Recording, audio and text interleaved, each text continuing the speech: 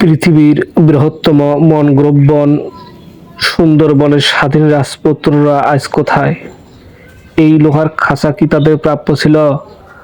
বনের সেই সজীব বাতাস আর গাছের ডালপালার মায়া ছেড়ে আজ তারা এখানে বন্দী।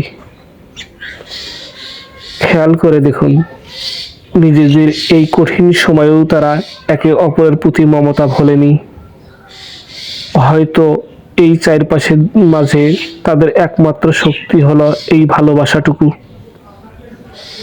আমরা কি কখনো ভেবেছি তাদের এই করুণ চাইতে আমাদের কাছে কি দাবি করেছে?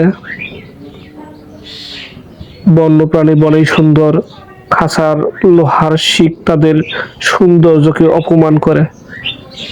আসুন প্রকৃতির এই সন্তানদের প্রতি একটু মানবিক হই। ভালোবাসা আর স্বাধীনতা সবারই অধিকার।